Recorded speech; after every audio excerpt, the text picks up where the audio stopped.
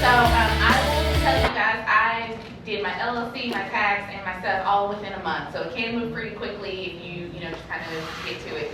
So through the Arkansas Secretary of State's office, you register your business.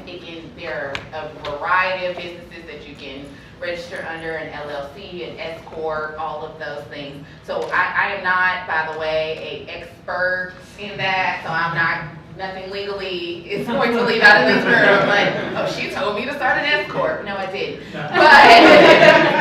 But so you want to research, again, back to my point about researching, you want to research the type of corporation or business license that works for you. And so once you've done that, then yes, it is a simple process, in my opinion, of just going online, registering with the Arkansas State Secretary of State's office. There is a fee associated with it, so you do want to save up some money and make sure that you have that fee. And also, you'll have to pay that fee every year, so it's like a license, so just keep that in the back of your mind that it's not just a one-time thing.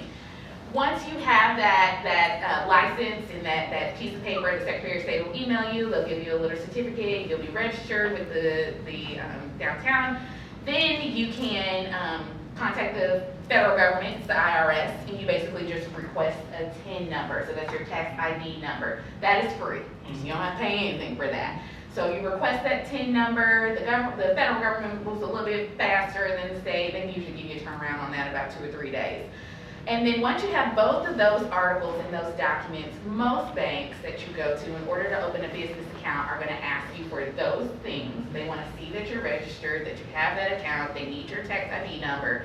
And then some banks will ask you, I know my bank when I went in wanted a business plan. And so, not gonna lie, I pulled like some articles of incorporation off of the internet and was like, this is me. So, but I do say that to say that it's not the same as just walking in and being like, I want a checking account today, can I open this? And I will also say, I'm with the Arkansas Federal Credit Union. Not only did they need those 3 forms of documentation, it had to get approved by somebody else. So I didn't get the bank account that day. It took me like 2 or 3 days or maybe a week in order for that to happen. So that's kind of a timeline, and that's the steps that I would suggest that you would take in order to move you along that trajectory. I think you need to go in that order. You obviously can't open the business account until you have the Secretary of State. You can't do this until you have that. So using that kind of as a model kind of helps you set up, again, the legitimate part of your business. And again, even if you don't do anything with it immediately, it exists, you have it, it's yours, you're registered, and then that way, as you continue to grow your brand and your business, you have a place for your money to go, and your taxes to be counted. First of all, thank you very much for recognizing me, and I really appreciate to see young people who want to start business. I think my first business I started when I was 12 years old. So, like you say, you hustle from the beginning. I started from early age. But Living Said Years, really, we focused to support Black entrepreneurs in terms of access to knowledge, business knowledge, access to capital, access to resources, and access to whatever you need in order to advance your business. It's hard to be an entrepreneur. It's not easy. People, they think it's fun, it's freedom, whatever. No, it's tough. So, but it's also rewarding because when you work hard and you see the results, it's a wonderful thing. So I encourage everybody who wants to be an entrepreneur to pursue that. But be prepared. It's not easy. It's going to be difficult. But one of the things which I think is, I'm excited now, I see more people who want to be entrepreneurs, especially the young people. I have my sister here, she started her own company, and I'm so excited, and we're going to work with her. We need to support each other. We need to invest money in our own business. We need to put money. If she has a business, let's do business with her. Let's do business with these guys. Today I just launched the campaign. I don't know if you saw on the Facebook page. We are raising $7,000 to support House of Mental, the vegan food. So we buy the food trailer. That's what we need to do. Last month we gave about $10,000 to Black entrepreneurs. We are going to Pine Bluff next month. We're giving about $5,000 to Black entrepreneurs in Pine Bluff. And these are not loans, these are grants. So we want to do more. So we are talking to somebody maybe the end of this year We do a big pitch competition, give $25,000 to a black entrepreneur. So those are the kind of things we need to do in our community. We can do it. We have resources in our community. We are blessed with the knowledge. Let's create these runways so we can fly. Okay. Well, one of the things what I did was I researched other like marketing companies and see what was their pricing and what's my own value. Because sometimes we can shortchange ourselves because we don't understand the value that we have. You know, your time, your energy, your blood, sweat, and tears, that's a price upon it.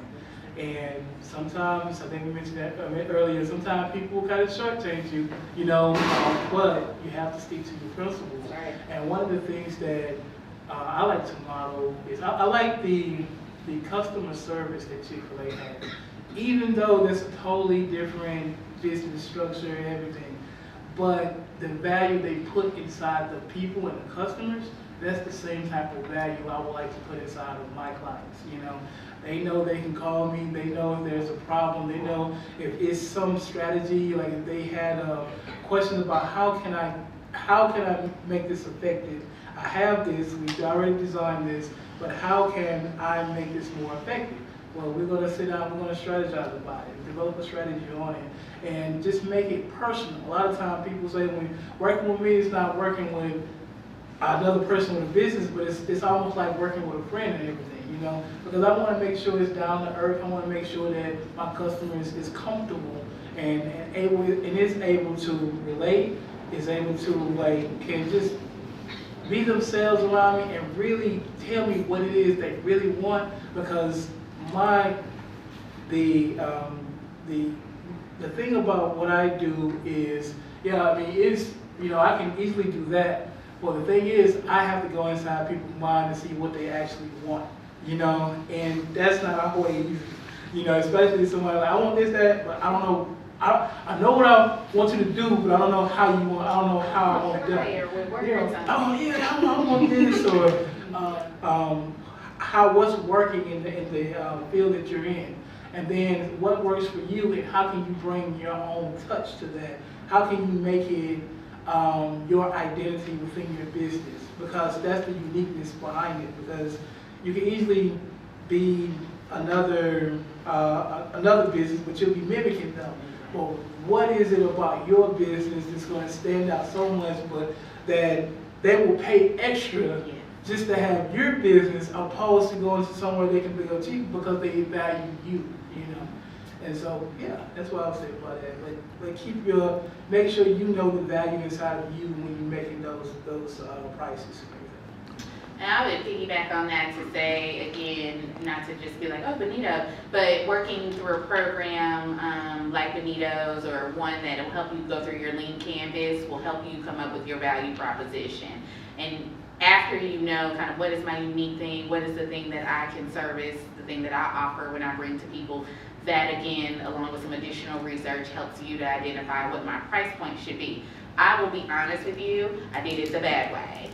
And so there were people that I was like, well, I want to work with folks, or I just want to build my brand. And I get it, because you're hungry, you want business, you want to get yourself out there.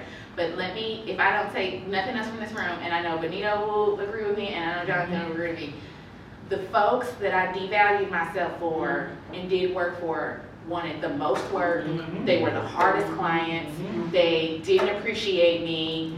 And it was kind of because I didn't appreciate myself. Now, that doesn't mean jump out the pocket and be like, girl, I charge $100 an hour just to talk to you. Because I see people do that too, and I'm like, no, I hear you, but girl, you ain't giving that much value added either. So you do need to find that sweet spot, and it took me a few months to do that. Now I am at a comfortable place. But once you find that, yeah. And the other thing that I would suggest to you is, as much as you can, write out a menu of services, even if it's just internal for you to know, because people will come and again, they'll try to be like, well, I just want to do this a la carte, or can you just print the flyer? I'm gonna bring it to you though, and I just want you to cut it or whatever. So you knowing and your cadre, like, this is the work I do, this is the regular amounts I charge, here's what I've done with some other clients, so people will then understand, like, you're not just pulling numbers, like, I'm showing you, I have a baseline, this is where I got this from. And then, yeah, you let that person decide if they want to continue to work for you or work with you. But I'm telling you, the folks who won't, and I'm not saying like people won't, sometimes people have budgets and I understand, but the folks who really want to work with you will work with you. And the ones that really want to like lowball you, you will be better off letting them walk. I would say two things. I am very rigid. I like schedules and order. That helps me to be able to know this is my off time. Because it can be really easy as an entrepreneur to always be on. And again, when I first started, I was like that. I'm not kidding about the midnight calls. Like, I had people calling me at midnight about stuff that it was like, girl, nothing's gonna happen between now and 8 a.m. tomorrow morning. But I was up, like answering questions and talking to folks. So you do have to set boundaries, and you have to, and one way to do that is through scheduling, honestly. And again, you'll determine what works for you. Some people thrive on that. Like my boyfriend, he owns his own business. He likes being up at midnight, 1 and 2, and working on cars and doing stuff. That's his thing. I don't want to. I like sleep. So for me, I think setting an internal schedule for yourself, but then communicating that with your clients so then that they're clear and everybody's on one page. Sort of when you're talking about some of the financial stuff, you can actually, kind of segue into some conversations about like, so I typically work Monday through Friday. Maybe I work Saturdays from 9 to noon or whatever. So again, you'll determine what works for you, and that way you can have that set up. The other thing I would say is, I have not gotten burnt out, but to go back to the value proposition piece, it's because I'm working on things I want to work on. And so I think the benefit of being an entrepreneur is I can tell people, no, I'm not at a place right now where I'm like, oh gosh, I gotta have this money, so I'm just gonna take any job. That's what gives you burnout, is really, to just be honest with you, not setting those boundaries and working on stuff that you really want to work on. Just to be honest with you, like, I'm not passionate about this, I'm not interested in this, I'm doing it for the money, which is fine. That drives some people, and so if that's what drives you, that's your driver. But for me, I don't want to go home or go wherever and have to be like, now I gotta go make this slide for this person. Like, I don't want, you know what I'm saying? I don't want to do that. So I think having that value proposition for yourself, and then having, working with clients, if you can, that speak to work that you want to do and you like to do, that helps you kind of keep from burning out quicker. So. Yeah, when I first developed into a business format, I experienced slight burnout because I was just trying to do too much at one time, and I was just like, okay, I gotta make it happen. So I gotta do. I was taking everybody under the sun who wanted anything. I was just doing it, And there was I had to learn a lesson that there's some jobs you just don't need to take, And plus, with a family, it's like you have to establish those boundaries, because you finish with the clients, you go into another, now you have to give your time, your energy to your family and everything. And so you don't want to neglect them, and you definitely want to give them all the time that's needed. Also, still, even with self-care as well, still take those moments, still take that time. I've got into meditation, and different things of that nature, just to try to go somewhere and just meditate, for a few minutes or so, just try to get my mind back right. And you don't want to just go out there and I'm taking everything and nobody eating, I'm eating, you know what I'm saying? Because, sometimes you just you can refer other people, right. And then that'll still help you and your reputation as a business, because if you can't, be honest and say, right now I'm jam-packed, but I got this guy, he can do this, or I got a friend of mine, I know she can do it, she's the best in the business, and refer them, and they'll come back to you for different things, or they'll go to somebody else, And so protecting having that self-care and also having the time, factoring the time for family, and also making sure the business get what it needs to survive, you know, because it can, I mean, you can't be effective in the business if you burn out from the business, you know what I'm saying? And so, yeah, definitely organize it, plan it out, schedule it, how you want